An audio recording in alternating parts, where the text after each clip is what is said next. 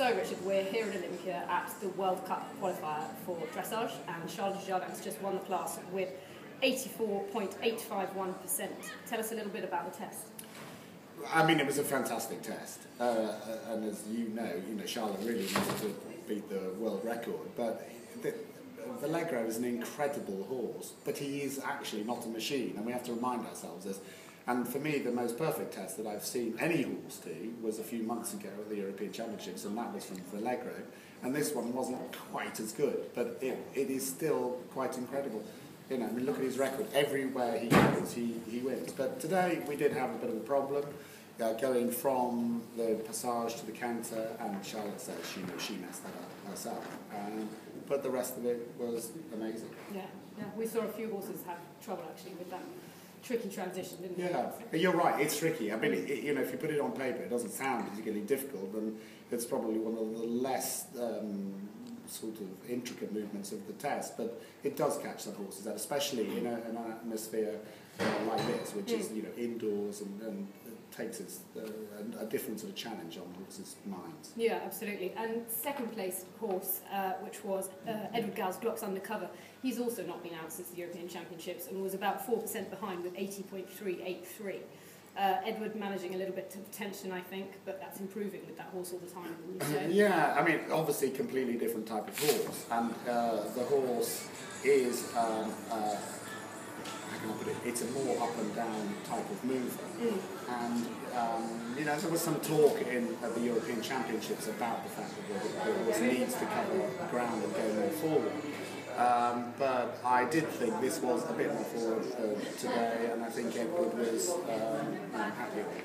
Yep, and Daniel Heku, his Dutch compatriot, was in third, and then we had Natalie Suzanne-Wittgenstein of Denmark in fourth, and then Michael Eilberg next best of the Brits on his Europeans ride, Half Moon Delphi, with 74.106.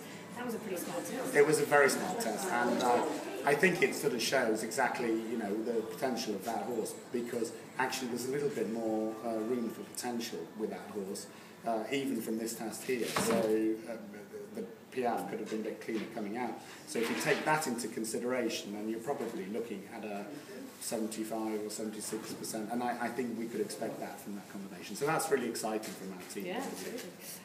And he's been picked to go last tomorrow in the freestyle, for which all of the Brits have qualified. Charlotte second to last. Do you think she'd be happy with that draw?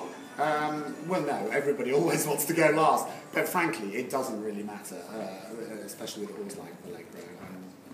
I think, as everybody knows, there's 15 starters tomorrow, and they're divided up into 3 groups of 5, and then you just shuffle the 5. So it's just the way it works out.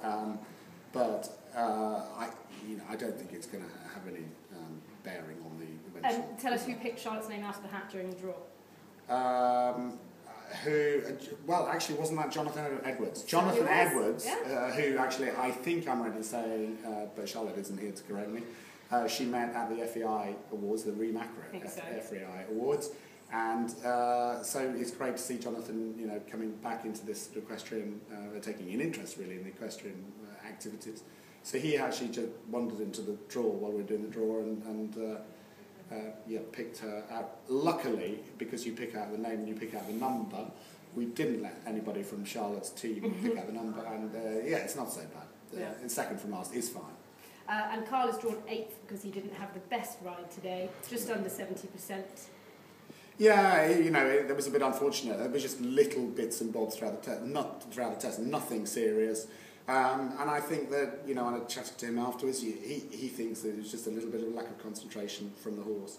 Yeah. And, I think we have to recognise that this kind of atmosphere, it does change horses, the concentrations.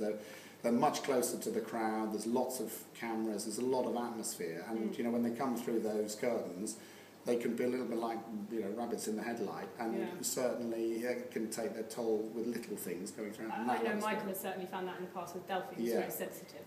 Yeah. A lot of horses do react like that. Anyway, we can read all about it in next week's magazine. Yeah, we'll look forward to it.